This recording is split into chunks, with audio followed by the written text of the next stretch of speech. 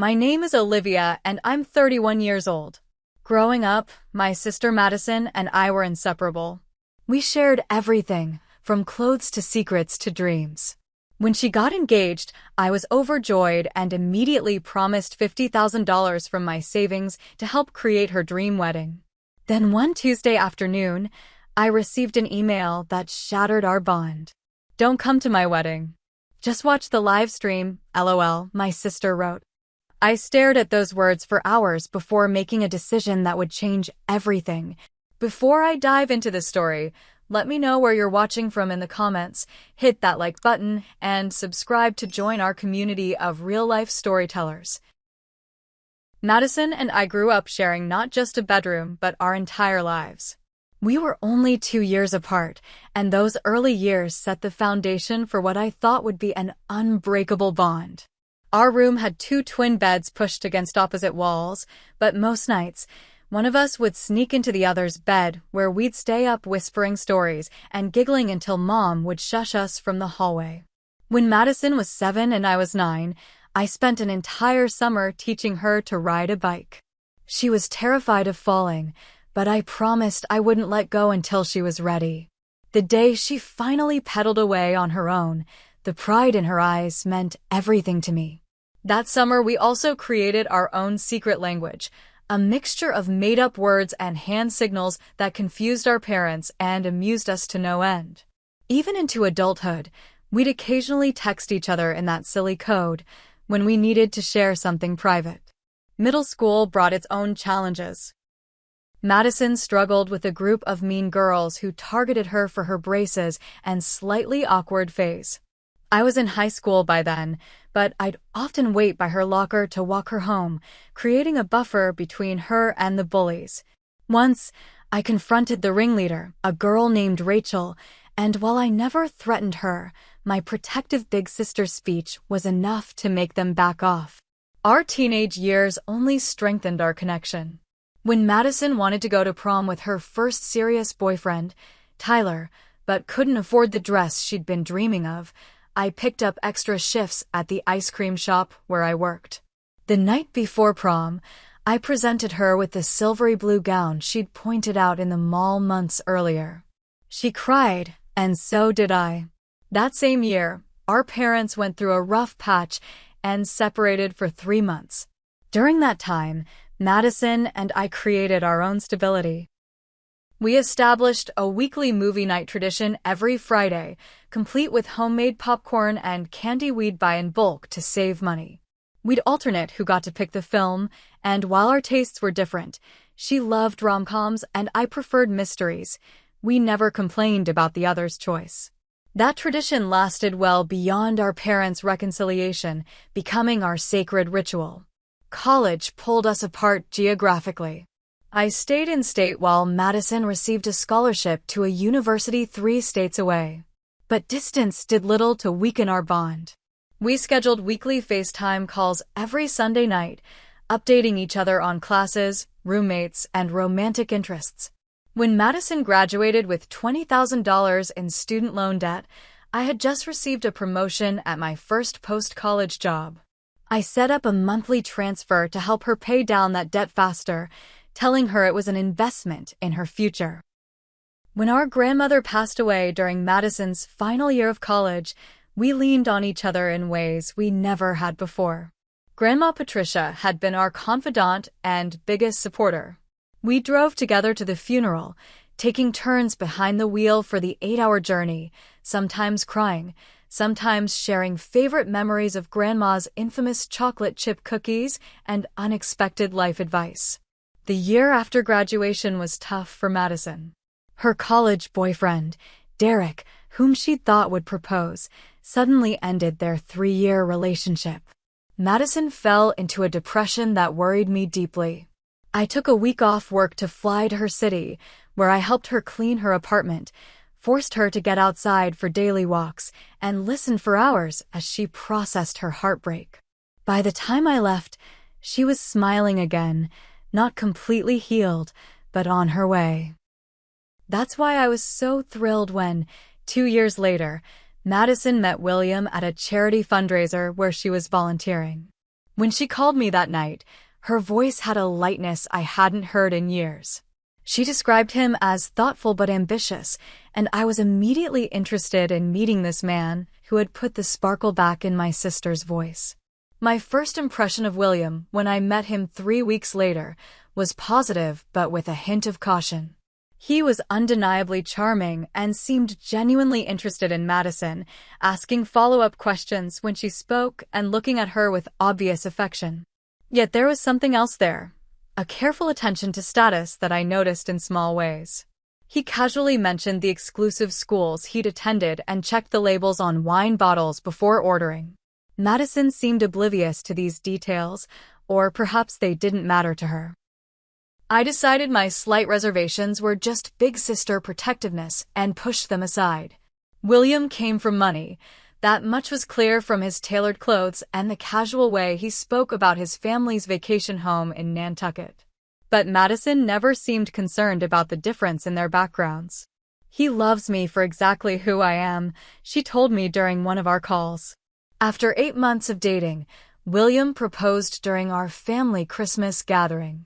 Madison, tears streaming down her face, immediately asked me to be her maid of honor. I accepted without hesitation, already mentally calculating how much I could contribute to give my sister the wedding she deserved. The first few wedding planning sessions were everything I'd imagined. Madison and I spent hours on Pinterest, creating shared boards for everything from flowers to bridesmaid dresses. When she fell in love with a venue that was slightly beyond her budget, I didn't hesitate. "I've been saving for something special," I told her. "Let me help. I've got $50,000 set aside. It's yours for the wedding." Her eyes widened. "Liv, that's too much," she protested, but I could see the hope in her expression. "What else would I do with it? You're my sister."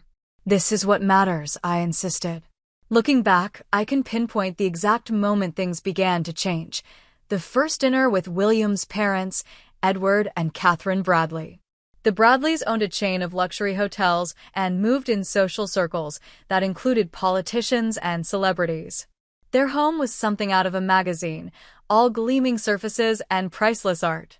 During that first dinner, Catherine asked Madison about her people with a smile that didn't reach her eyes, while Edward spent most of the evening on calls he deemed urgent international business. After that dinner, Madison seemed different, slightly distant, checking her phone more often, laughing a little too loudly at William's jokes. At the time, I attributed it to nerves about impressing her future in-laws. I had no idea it was just the beginning of losing my sister. The first clear sign that something was changing came 3 weeks after meeting the Bradleys. Madison created a new wedding planning group chat that included William's sister Jennifer, his mother Catherine, and the wedding planner they'd hired, but not me. I discovered this accidentally when Madison's phone lit up during our lunch together, displaying messages from a group called Dream Wedding Team. When I asked about it, Madison brushed it off. "Oh, it's just for logistics with William's family. You wouldn't be interested in those boring details."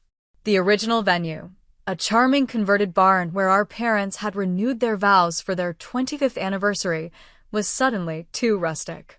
Instead, Madison had booked the Bradleys' preferred location, an exclusive resort that required membership or special connections just to tour the facilities. "But the barn had meaning for our family," I said during one of our increasingly rare phone calls. "This is about creating new memories. Liv," Madison replied with a slight edge to her voice I'd never heard before. "Besides, the resort has better lighting for photos."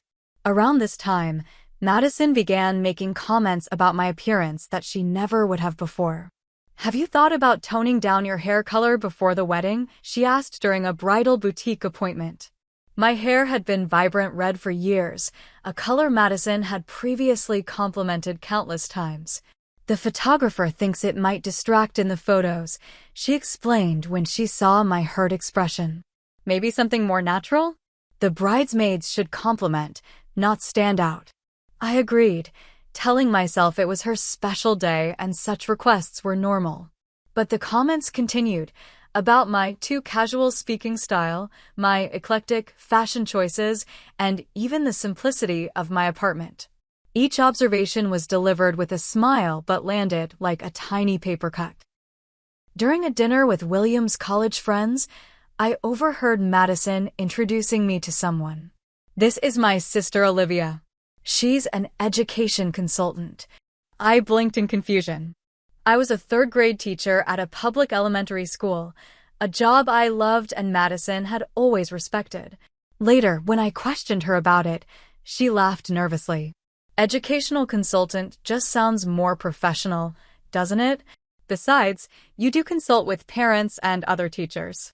Our conversations grew shorter and revolved almost exclusively around wedding details, not the fun, creative aspects we'd originally planned together, but logistics Madison needed help with. She canceled our traditional birthday dinner, a 16-year tradition, because the Bradleys had arranged a strategic meeting with potential investors at their country club that happened to fall on the same evening. What hurt most was watching Madison transform herself. She began adopting Catherine Bradley's precise way of speaking, her habit of touching her pearls when making a point, even her dismissive hand gesture when declining something. Madison started dropping references to books I knew she hadn't read and opinions on wines she'd never previously cared about. It was like watching my sister audition for a role in a play about rich people, desperately hoping to be cast permanently. For months before the wedding, Madison asked to meet at an upscale cafe I couldn't really afford. She arrived 15 minutes late, already checking her watch as if she had somewhere more important to be. "I need to talk to you about the wedding party," she began, stirring her $7 tea without meeting my eyes. "William and I have been discussing the balance of the bridal party, and we think, well, it would make more sense for Jennifer to be my maid of honor." Jennifer was William's sister, a woman Madison had met only 3 times and had previously described as cold as her tennis bracelet. "It's about family balance," Madison continued into my silence. "The Bradleys are very traditional, and since we're having William's brother as best man, it makes sense to have his sister as maid of honor. You understand, right?" I didn't understand at all, but I nodded mechanically. "Sure, of course. You'll still be a bridesmaid. And I'll still need your help with everything," she added quickly, finally looking up. Nothing really changes except the title. Everything had already changed, but I couldn't find the words to say it. 2 weeks later, I was invited to dinner at the Bradley Mansion, a 6-bedroom estate with a separate guest house larger than my entire apartment building. The obvious display of wealth was intimidating. Original artwork on every wall, furniture that looked too delicate to actually use, staff who appeared and disappeared silently to refresh drinks and remove plates. During dinner, Edward Bradley questioned me about my family background with the clinical interest of someone inspecting a specimen. "And your father was in construction, was it?" he asked, though Madison had surely told them our dad owned a small local plumbing business. "Yes, he built his company for nothing," I said proudly. "He started with just himself and now employs 15 people. Madison jumped in quickly. "Dad always had such a head for business. He consulted on several major commercial projects." I tried to catch Madison's eye, but she was focused on arranging her napkin perfectly across her lap. When I mentioned our childhood tradition of camping in the backyard during summer thunderstorms, Madison laughed too loudly and changed the subject. Later, as I was returning from the bathroom, I overheard Catherine Bradley in the hallway, speaking to what sounded like another dinner guest. "Madison is lovely, but her family isn't quite, well, you know. The sister especially is just not our kind. William says we need to be patient during the adjustment period." What shocked me more than Catherine's words was hearing Madison's murmured agreement. "Olivia means well. She's just not used to this world." I slipped back to the dining room before they could see me, my cheeks burning with humiliation. Still, I made excuses for Madison's behavior. The stress of planning a wedding while navigating new family dynamics was surely taking a toll. This wasn't really my sister. It was a temporary phase that would pass after the wedding. I continued writing checks for wedding vendors. 12,000 for the photographer Madison replaced last minute because the original one had worked with too many average venues. 8,000 for the string quartet that needed to be flown in from New York because local musicians weren't refined enough. Each time I transferred money, I told myself it was an investment in our relationship's future. Once the wedding was over, my real sister would return. By 5 months before the wedding, our once daily texts had dwindled to Madison occasionally messaging me with requests. Can you call the florist about the deposit or need the check for the cake by Thursday? Phone calls became rare, and when they did happen, Madison was distracted, often clearly multitasking. The breaking point of this phase came when I discovered through Instagram that Madison had hosted an engagement party at the Bradleys Country Club. The carefully curated photos showed my sister laughing with William's friends, cutting a custom cake and raising champagne flutes under twinkling lights, all without a single mention that her only sister hadn't been invited. When I called her, my voice shaking, Madison sounded genuinely confused by my hurt. It was just a small gathering that Catherine put together last minute, she explained. Mostly William's business contacts and family friends. You wouldn't have known anyone. I would have known you, I said quietly. Don't be so sensitive, Liv. There will be plenty of events you'll be at. Her voice had taken on the slightly patronizing tone Catherine often used. I've got to run to a menu tasting. Talk soon. The pattern of exclusion continued when Madison's bridal shower date was changed without anyone informing me. I arrived at the original venue with my carefully wrapped gift to find an empty private dining room. The hostess looked at me with pity. That party called yesterday to reschedule for next weekend due to a conflict. I later learned through a mutual friend that the conflict was Catherine Bradley's last-minute opportunity to secure a celebrity wedding planner for a consultation the same day, but only if they moved the shower. No one had bothered to update me. Even more hurtful was discovering that Madison had uninvited several of our childhood friends from the wedding, girls who had been part of our lives since elementary school. When Jessica, my oldest friend, called to ask what she'd done wrong, I was completely blindsided. Madison sent an email saying due to venue capacity issues, they had to make some difficult cuts, Jessica explained. But then I saw on Facebook that they've added all these people from William's firm. I just thought, did I offend her somehow? I promised to find out, but Madison's explanation was as hollow as I'd feared. We had to make room for some of William's father's business associates. It's complicated, Olivia. These connections are important for William's career. More disturbing was the evidence that Madison was systematically reinventing her past. The wedding website launched with the Our Story section that described Madison as having attended exclusive private schools, she went to public school with me, and growing up taking annual family trips to Europe. We had gone to the Wisconsin Dells for vacation and considered it the height of luxury. When I confronted her, Madison was defensive. It's just a little embellishment. Nobody checks these things. But it's not true, I insisted. And what about Mom and Dad? They know we never went to Europe. Madison's response chilled me. I've already talked to them. They understand the importance of presenting the right image to the Bradleys. Later, my mother reluctantly confirmed that Madison had asked our parents to downplay their careers if asked directly. Dad was to avoid mentioning his plumbing business and instead focus on the property development aspect of his work. Mom was instructed not to bring up her 20 years as a school secretary, but rather describe herself as having managed educational administration. While being systematically erased from Madison's narrative, I was still expected to finance large portions of her increasingly extravagant wedding. In early spring, I wrote a $10,000 check for flowers while being explicitly told I couldn't join the consultation because Catherine has very specific ideas about the aesthetic. At home that night, I reviewed my bank statements and was shocked to realize I had already spent $42,000 of my promised $50,000, money I had been saving for years with vague dreams of eventually buying a small house. Meanwhile, Madison complained about budget constraints while adding a champagne fountain, ice sculpture, and custom monogrammed napkins. I made several attempts to reconnect with my sister emotionally. I invited her to our parents' house for dinner, hoping the familiar setting might bring back the Madison I knew.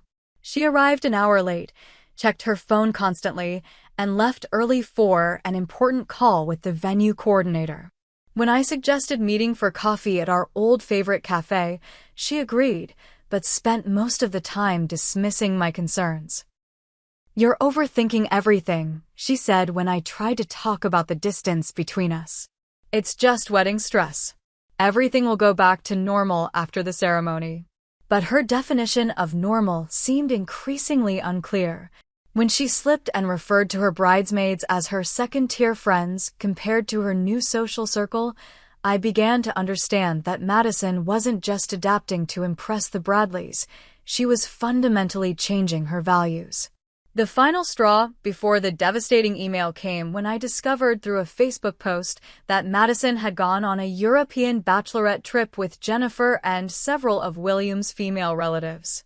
The photos showed them in Paris and the French Riviera, drinking champagne on yachts and posing in front of landmarks I knew Madison had always dreamed of seeing. When I called, hurt beyond words, Madison claimed it had been completely last minute, though the matching custom outfits and professional photography suggested months of planning. "Why wasn't I invited?" I asked directly. "I'm your sister. Your only sister." There was a long pause before Madison answered. "We discussed inviting you, but Jennifer thought you might feel out of place with the group. They're very, it's a different world." "And you agreed with her assessment of me?" The pain in my chest was physical. "It's not like that, Liv. It's just, some of these women have certain expectations. Their last group trip was to Dubai. You don't really fit with that lifestyle." "Because I'm a teacher? Because I can't afford 5-star hotels." "Don't be dramatic. It's not about money." But we both knew it was exactly about money and the status it supposedly conferred. I hung up without saying goodbye, a first in our relationship. That night, I cried myself to sleep, mourning not just my exclusion from the trip, but the loss of the sister I thought I knew. Little did I know that the worst betrayal was still to come. The day the email arrived started like any ordinary Tuesday. I was in my classroom, setting up an art project for my third graders. We were making family trees with finger-painted leaves representing different relatives. As my students worked, I moved around the room, helping them add branches and names. 8-year-old Zoe was carefully painting a leaf for her sister. "She's annoying sometimes, but I still love her," she explained seriously. "That's what sisters do, right, Ms. Lawrence? They love each other even when they're annoying." "That's exactly right," I agreed, ignoring the twinge in my chest as I thought about Madison. During my lunch break, I checked my email while eating a sandwich at my desk. Among the usual parent communications and school announcements, one subject line immediately caught my eye: wedding update, livestream info. The message had been sent at 11:42 p.m. the previous night. I opened it, expecting details about the videographer's plans or perhaps a schedule for the wedding day. Instead, I read words that made my sandwich turn to ash in my mouth. "Hi, Liv. Hope you're doing well. Quick update on wedding logistics. With our final headcount adjustments and some last-minute additions from the Bradleys' side, we're at capacity for the venue. So rather than having you attend in person, we've arranged for a premium live stream of the ceremony and reception. You'll still feel part of things, but this way we can accommodate some of the more important connections William's parents need to include. The videographer says the quality will be amazing. You'll barely notice you're not there in person, LOL. I'll send the link closer to the date. P.S. Speaking of the videographer, any chance you could send the next installment of your contribution early? We're upgrading to the premium package to ensure the live stream quality is top-notch." My hands began shaking so badly I had to put my phone down. The room seemed to tilt sideways as I read and reread the message, certain I must be misunderstanding. My sister was uninviting me from her wedding, the wedding I had contributed $42,000 toward, and asking me to watch it online. Not only that, but she wanted more money for the privilege of my virtual attendance. The casual LOL felt like a slap. The reference to more important connections burned like acid. But what truly broke something fundamental inside me was the complete lack of recognition for what this would mean to me emotionally, let alone financially. Rachel, the kindergarten teacher whose classroom was next to mine, found me still staring at my phone 15 minutes later. "Olivia? Are you okay? You look like you've seen a ghost." I couldn't even form words to explain. I just handed her my phone. As she read the email, her expression shifted from confusion to disbelief to outrage. "This can't be real," she said finally. "Your sister can't possibly expect you to be okay with this." But she did expect that. The Madison I knew would never have treated me this way, but that Madison seemed to be gone, replaced by someone who valued social climbing over one of the most fundamental relationships in her life. "I think I need to go home," I whispered. Rachel immediately offered to cover my afternoon classes. "Go. Take care of yourself." This is beyond words. The drive home passed in a blur. I nearly missed my exit twice, my mind replaying years of sisterhood, teaching Madison to braid her hair, holding her hand at our grandmother's funeral, celebrating when she got her first real job after college. How had we gone from those moments to this cold, dismissive email? At home, I sat on my couch and read the email again, searching for any hint that this was a misunderstanding or a terrible joke. There was none. I scrolled through our recent text exchanges, looking for warning signs I might have missed. There were plenty: increasing distance, dismissive responses, requests for money without gratitude. I simply hadn't wanted to see the pattern. I called our mother, my voice cracking as soon as she answered. "Mom, did you know about this?" About Madison uninviting me from the wedding. The long pause before she responded told me everything. She mentioned something about space constraints, Mom said carefully. "Your father," and I assumed she was talking about distant relatives, not you. "Oh, honey. She wants me to watch it online, Mom. Like it's a concert I couldn't get tickets for, not my only sister's wedding that I've paid for half of."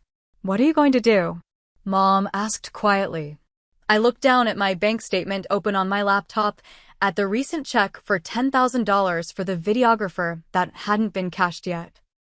Suddenly, with perfect clarity, I knew exactly what I needed to do. "I'm going to respect her decision," I said, my voice steadier than I expected. "Just not in the way she thinks." That evening, I pulled out albums filled with photos of Madison and me throughout the years. There we were building a snowman in matching purple snowsuits, making silly faces at our cousin's wedding, hugging on the day she graduated college. The pictures blurred as tears filled my eyes. I cried for hours, deep, body-shaking sobs that left me exhausted.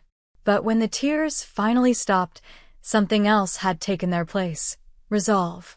Madison had made her choice, prioritizing appearance over authentic relationship, embracing people who valued status over substance. She had decided my money was welcome, but my presence was not. It was time I made some choices of my own.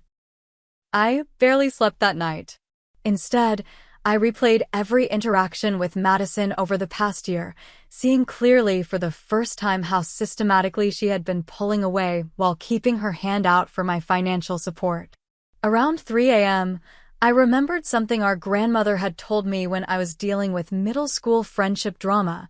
People who want you to shrink yourself to make them comfortable don't deserve the full light of who you are. By morning, I had moved through hurt to a cold, clear anger.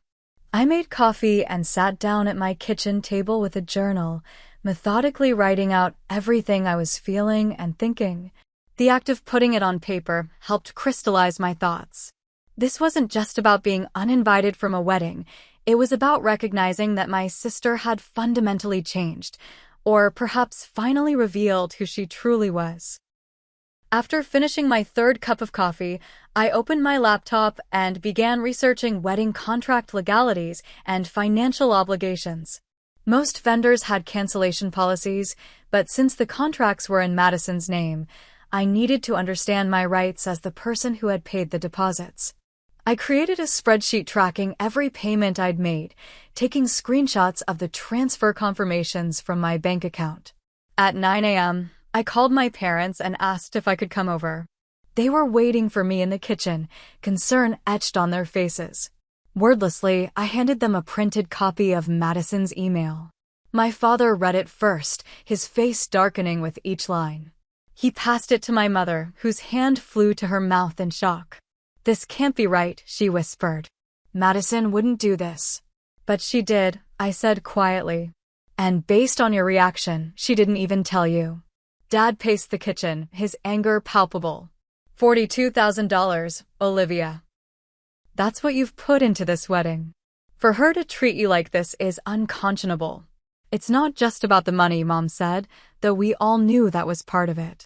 It's what this says about how she values your relationship. Their reaction validated my own feelings, but what they shared next stunned me. Apparently, Madison had been systematically minimizing our parents' role in the wedding as well. They had been told they would not be seated at the main table during the reception, but rather with extended family. Madison had also asked them to tell people they were distant relatives if any of the Bradley guests inquired. "We thought she was just nervous about impressing these people," Mom said, wiping away tears. "We told ourselves it was temporary stress.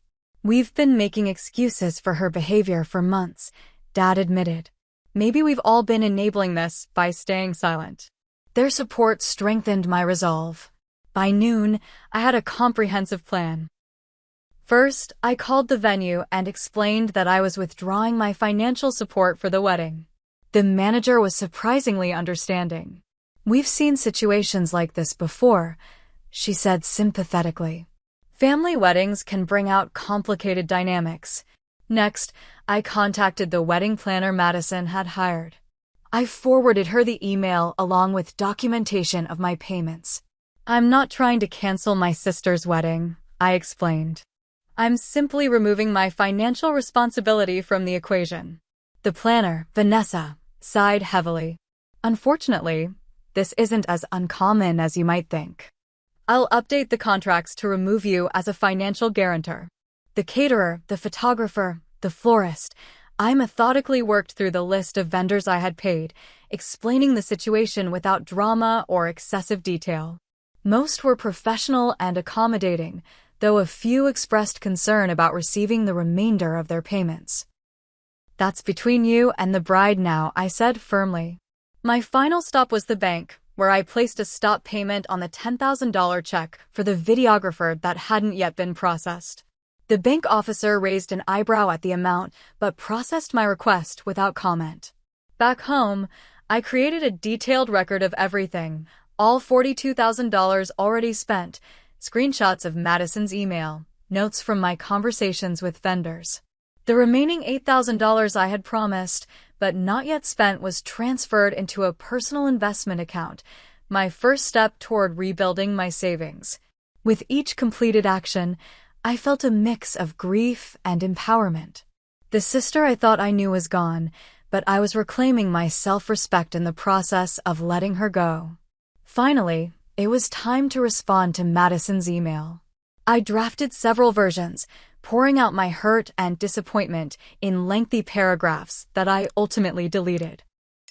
I called my friend Rachel for perspective. "How do I tell her what this has done to me without sounding vindictive?" I asked. "Sometimes the most powerful response is the simplest," Rachel advised. "You don't owe her an explanation. She wouldn't understand anyway." Taking her advice to heart, I crafted a 3-sentence reply. "I've received your email about the wedding livestream. I've notified all vendors that I've previously paid that I am withdrawing my financial support, effective immediately. I wish you and William happiness in your new life." My finger hovered over the send button for a full minute before I finally pressed it. Then I blocked Madison's number. Not permanently, but to give myself space from the inevitable fallout. As the confirmation of the sent email appeared on my screen, I felt something unexpected: relief. For months, I had been contorting myself to fit Madison's new vision of her life, suppressing my hurt at each slight and rejection. Finally, I had stopped participating in my own erasure. My phone began ringing at exactly 6:32 the next morning. Even with Madison's number blocked, the calls came through my parents' phones, my work line, and finally from William's number. I let them all go to voicemail, needing time to prepare myself for the confrontation I knew was coming. Madison's voicemails evolved from angry, "How dare you pull this right before my wedding?" to panicked, "The venue is threatening to cancel without full payment," to tearfully manipulative, "I can't believe you'd ruin the most important day of my life over a misunderstanding." William's messages were coldly threatening. "You've made a serious error in judgment," he said in his clipped, business-like tone. "There could be legal ramifications for interfering with vendor contracts." My mother called around 9, her voice strained. "Madison showed up at our house at dawn, hysterical. She's still here. She says you've canceled all the wedding payments and the vendors are threatening to pull out." "Not canceled," I corrected gently. "I've simply removed my financial responsibility. The contracts remain valid. She and William just need to pay for them now. She says they can't afford to replace your contribution on such short notice. William's family has multiple vacation homes and belongs to 3 country clubs. I think they'll manage." Mom was quiet for a moment. "Your father and I support your decision, Olivia. We're caught in the middle here." "I understand. You don't have to defend me to her." The situation expanded beyond just Madison and me as the day progressed. William called again, this time with a different approach. "Look, I know my family can be intimidating. They have certain expectations that might seem excessive to outsiders. But this wedding is important for my position in the family business." "Outsiders," I repeated, the word bitter on my tongue. "That's what I am now? An outsider to my own sister's life." William sighed. "That's not what I meant. The thing is, my parents made their financial support conditional on certain appearances being maintained. They want this wedding to reflect a particular image, and that image doesn't include a third-grade teacher sister. It's complicated," he hedged. "Actually, it's very simple. Madison chose your family's money and approval over her relationship with me. That's her right. But it's my right to stop financing my own exclusion." Throughout the day, I received calls from various wedding vendors confirming my withdrawal of financial support. Several mentioned that Madison had contacted them in a panic, attempting to dispute my right to remove my funds. As I had provided clear documentation of my payments, their hands were tied. By late afternoon, I felt emotionally drained but resolved. I had taken back control of the one thing I could, my own participation in this painful charade. What I didn't expect was Madison showing up at my apartment unannounced at 7 that evening. When I opened the door, I barely recognized my sister. Her carefully maintained appearance had crumbled, hair in a messy ponytail, eyes red and swollen, wearing sweatpants I hadn't seen since her college days. For a moment, I glimpsed the Madison I had grown up with before the Bradleys and their world had reshaped her. "How could you do this to me?" she demanded, pushing past me into the apartment. 2 weeks before my wedding? Do you know what a disaster this is? I closed the door quietly. "You uninvited me from your wedding via email, Madison. After I contributed $42,000 to it. How did you think I would respond? It wasn't personal. It was a space issue." Her voice was shrill, desperate. "Then why wasn't William's third cousin from Phoenix uninvited? Or his father's golf buddy? Why was your only sister the person who got cut?" Madison paced my small living room. "You don't understand the pressure I'm under. The Bradleys have expectations. This wedding isn't just a ceremony, it's William's future in the family business. And what about our future? As sisters?" I asked softly. "Did that factor into your decision at all?" She stopped pacing, her expression shifting from anger to something more calculating. "Look, I made a mistake, okay? Of course you should be at the wedding. I'll call you first thing tomorrow with your official invitation." We can pretend this never happened. But you still want my money." Her silence was answer enough. That email wasn't a mistake, Madison. It was a culmination. For months, you've been pushing me aside while keeping your hand out for my savings. You've been embarrassed by me, our parents, our background. You've reinvented yourself to impress people who would never accept you if they knew the real you. "You don't understand," she said again, but with less conviction. "Then help me understand. Explain to me how the sister who held my hand at Grandma's funeral became someone who could treat me like this." Madison sank onto my couch, suddenly deflated. "The Bradleys threatened to cut William off if the wedding wasn't perfect. They've been looking for reasons to object to me from the beginning. I'm not from their world." "So you tried to erase where you actually come from?" "It was Catherine's idea to have you watch remotely," Madison admitted quietly. "She said it would be more appropriate given the high-profile guests attending. She convinced William, and he convinced me it was for the best." "And you believed that excluding your sister was for the best?" The pain in my chest was almost physical. "You don't understand what it's like trying to belong in their world. Everything I do is scrutinized. Everything I say is judged. If this wedding isn't perfect, William's parents will never truly accept me. If they can't accept you with your real family by your side, they'll never truly accept you anyway," I said gently. "You're building your relationship on a foundation of lies." Madison's phone rang, interrupting our conversation. William's name flashed on the screen. Madison immediately straightened her posture and wiped her tears before answering with a bright, artificial voice.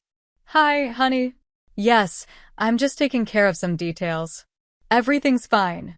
Watching her transform in an instant from my vulnerable sister to William's perfectly composed fiancé clarified everything. Madison wasn't just lying to the Bradleys, she was lying to William, to our family, and perhaps most tragically, to herself. When she hung up, I spoke with calm certainty. "I'm not reinstating the money, Madison. Not because I want to punish you, but because I think you need to make a choice about what truly matters. If William and his family only want you under certain conditions, that's not love, it's a transaction." "So you're abandoning me," she accused, eyes flashing. "No, I'm refusing to enable you. There's a difference." I took a deep breath. "I love you, and I'll support you emotionally through whatever happens next. But I won't financially support a wedding I'm not welcome to attend." Madison left without resolving anything, her parting words a mixture of guilt-tripping and vague threats about family relationships being permanently damaged. As I closed the door behind her, I felt a complex blend of sadness for what we'd lost and pride in finally standing up for myself. For the first time since this ordeal began, I slept soundly that night. The wedding still happened, though in dramatically different form. Without my financial contribution, and with the Bradleys apparently unwilling to cover the difference, Madison and William opted for a significantly downsized ceremony at a local hotel. I learned this not from Madison directly, but from our parents, who attended with mixed feelings. "It was nice, but tense," Mom reported. "The Bradleys barely spoke to anyone from our side of the family." Madison seemed to be trying so hard to please everyone that she barely enjoyed her own wedding. I deliberately avoided checking social media for wedding photos or updates. The distance I had created was necessary for my own healing, and seeing Madison celebrating without me would only reopen wounds that were just beginning to close. In the months that followed, I focused on rebuilding my life and savings.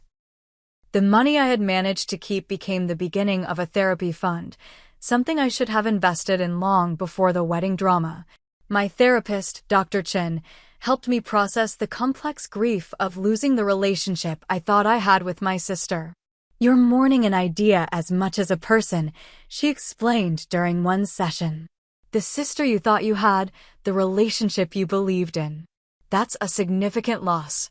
I also began practicing yoga and meditation, finding that the physical discipline helped quiet my mind when thoughts of Madison threatened to overwhelm me.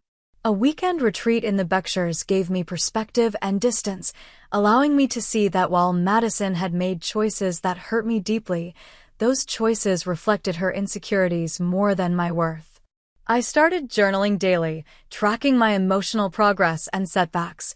Some days I could think about Madison with compassion. Other days the anger and hurt felt as fresh as when I first read her email. But gradually, the sharp edges of pain began to dull. 3 months after the wedding, I received a text from Madison. "Can we talk?" We met at a neutral coffee shop, both of us visibly nervous. The Madison who arrived was different from both the sister I'd grown up with and the social climbing woman she'd become during her engagement. Her hair was its natural color again, her clothes stylish, but not ostentatious. Most noticeably, she seemed tired in a way that went beyond physical exhaustion. "How are you?" I asked carefully. "Struggling," she admitted with unexpected honesty. "Turns out pretending to be someone you're not is exhausting, especially when it doesn't even work." She explained that despite all her efforts to fit in with the Bradleys, they still found ways to remind her she wasn't truly one of them. The final humiliation had come when Catherine had discovered through a mutual acquaintance that our father owned a plumbing business, not the property development company Madison had invented. She made this big show of asking Dad about a plumbing issue at their house, right in front of everyone at the dinner party. She knew exactly what she was doing. Madison stared into her coffee. I was so ashamed, not of Dad, but of myself for being embarrassed by him in the first place. "Have you talked to Dad about it?" I asked. Madison shook her head. "I don't know how to face him, or you, or anyone I've hurt trying to be good enough for people who were never going to accept me anyway." While part of me wanted to immediately offer forgiveness and comfort, I recognized that would be falling back into old patterns. "I appreciate your honesty," I said instead. "But rebuilding trust takes time. I need to know this isn't just another version of you adapting to circumstances." We established new boundaries that day. I made it clear I needed genuine apology, not circumstantial regret. I wanted consistent, truthful communication moving forward. And I explicitly stated that our relationship could no longer include financial entanglement of any kind. Madison agreed to everything, though I could see the new boundaries were uncomfortable for her. "I don't know who I am anymore," she confessed as we were leaving. "I spent so long trying to be what other people wanted that I lost myself somewhere along the way." "Maybe that's where you start," I suggested. "Finding yourself again." 6 months after the wedding, our family gathered for Thanksgiving dinner. The atmosphere was tentative but warm. Madison and William arrived separately. She came early to help cook, while he joined only for dinner, his discomfort in our modest family home obvious but unmentioned. By the 1-year anniversary of the wedding, Madison and William had separated. She called me the day she moved out of their luxury apartment and into a small place of her own. "He kept saying I'd changed, that I wasn't the woman he married," she explained. "The irony is that I'm finally becoming myself again." Madison began therapy, started a new job that didn't involve the Bradleys' connections, and slowly, painfully, rebuilt relationships with family and old friends she had pushed away. During one particularly honest conversation, she acknowledged how chasing approval had cost her the connections that truly mattered. "I thought belonging in their world would make me happy," she said. "But I was more myself in our backyard camping fort than I ever was in their mansion." As for me, the experience transformed my understanding of self-worth and boundaries. I learned that loving someone doesn't mean accepting mistreatment, and that sometimes the kindest thing you can do for both yourself and others is to stop enabling harmful patterns.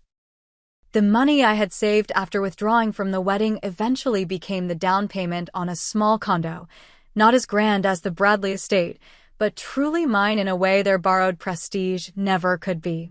My relationship with Madison continues to evolve. We're not the inseparable sisters we once were, and perhaps we never will be again. But we're building something new based on honesty rather than expectation or obligation. There's a different kind of intimacy in knowing someone has seen your worst self and chosen to stay anyway. What I've learned through this painful journey is that authentic relationships outlast superficial ones every time. The freedom that comes from being true to yourself, even when it costs you something, is worth more than any amount of social status or approval. So I ask you, have you ever had to choose between maintaining appearances and being authentic? What boundaries have you had to set with loved ones to protect your self-worth? Share your experiences in the comments below. And if this story resonated with you, please like, subscribe, and share it with someone who might need to hear that standing up for yourself isn't selfish, it's necessary. Thank you for listening to my story, and remember that sometimes the most loving thing you can do for yourself and others is to be truthfully, unapologetically you.